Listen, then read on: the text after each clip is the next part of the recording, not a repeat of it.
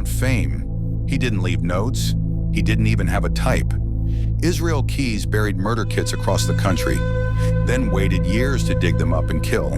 No pattern, no motive, no mercy. By the time the FBI caught him, he had confessed to 11 murders.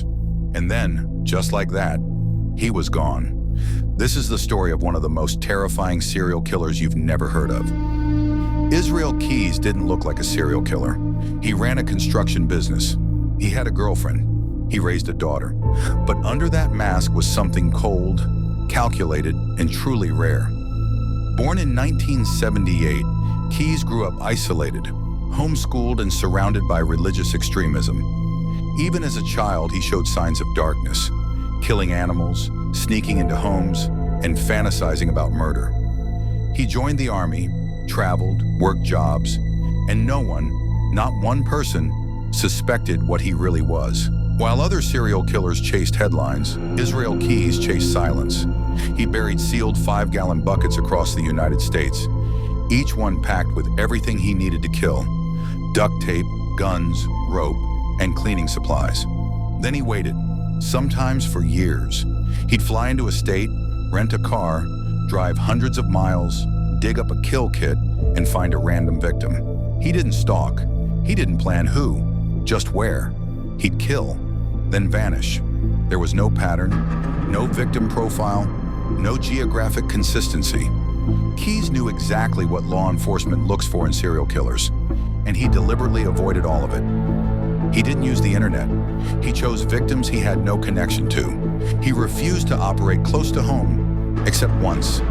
Everything he did was designed to buy time, to keep hunting, killing, and disappearing into the noise.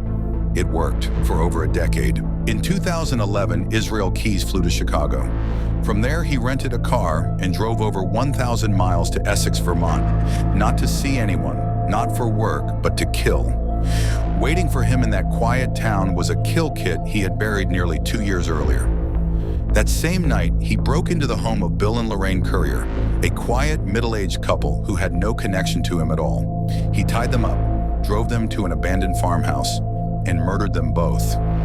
He later told investigators that this was one of his favorite murders, not because of the victims, but because everything had gone exactly according to plan. Their bodies were never found, and the farmhouse he used, it was demolished before police even knew to look.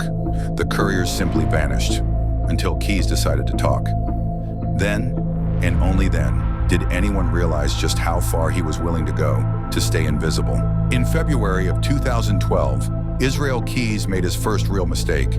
He broke his own rule and chose a victim close to home. Her name was Samantha Koenig. She was 18 years old, working the evening shift at a drive-up coffee stand in Anchorage, Alaska. Security footage showed a masked man approach the stand, demand money, and force her out at gunpoint. That man was Israel Keyes. He took her to his home, tied her up in a shed, and told her family she was alive. Then he left, with his girlfriend and daughter, on a week-long cruise.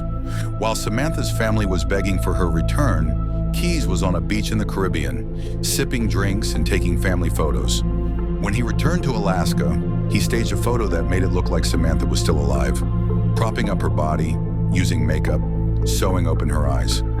Then he sent the photo to her family, along with a ransom demand. After that, he dismembered her body and disposed of it in Matanuska Lake, and still, no one knew he was the killer. What finally caught him wasn't the murder, it was the ATM withdrawals. He used Samantha's debit card across multiple states as he traveled, leaving a trail of surveillance footage behind him. In March of 2012, after using the card one too many times, Keyes was pulled over in Texas and arrested. He had no idea that everything was about to unravel. After his arrest, Israel Keyes didn't panic. He didn't deny anything. He didn't ask for a lawyer. Instead, he asked for a deal. He told investigators he would talk, but only on his terms. He wanted anonymity. He wanted a quick execution. And most of all, he wanted control. Over the course of more than 40 hours of FBI interviews, Keyes calmly described what he'd done. He admitted to killing Samantha Koenig. He led them to her body. He confessed to the murders of Bill and Lorraine Currier. And then he hinted at more. Keys told the FBI he had murdered at least 11 people. He said he had kill kits buried all across the country. He talked about strangulations, drownings, and hidden bodies, but he refused to give names. Instead, he described things like this. There were a lot of bodies. I won't tell you where. That would ruin the fun. There's no one who knows me, or who has ever known me, who knows anything about me, really. He gave the FBI pieces, never the whole picture. Cities without names, dates without faces, bodies with no locations.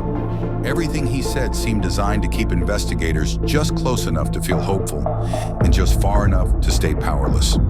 It wasn't a confession, it was a performance. On December 2nd, 2012, less than 9 months after his arrest, Israel Keys was found dead in his jail cell. He had slit his wrist with a razor blade he'd hidden in a pencil. Then he tied a bedsheet around his neck and strangled himself. It was a calculated death, planned, controlled, silent, just like the murders. Next to his body, investigators found a 4-page suicide note. But it wasn't a confession. It was poetry. Dark, cryptic, violent, filled with metaphors about blood and destruction, but no names, no locations, no real answers. He died with the truth, and the FBI knew it. After his death, agents released his travel records and a timeline of every known movement he made across the country between 2001 and 2012. They hoped the public might help connect him to missing persons, and in some cases they did. But most of his secrets stayed buried. His kill kits, many are still out there, hidden in forests, under bridges, buried in remote fields. The real body count? Still unknown, and the victims he never named? Still missing. Keys left behind no closure, only questions. Israel Keys is often called a serial killer without a profile. He didn't kill for attention. He didn't kill for rage. He killed for control. And the most terrifying thing about him is how easily he could have kept going. No one knew his name. No one saw him coming. And by the time they did, he was already gone. If this story haunted you, don't forget to like, subscribe, and check out the full case files and bonus content on Patreon. This was only the surface, and Israel Keys made sure we'd never reach the bottom.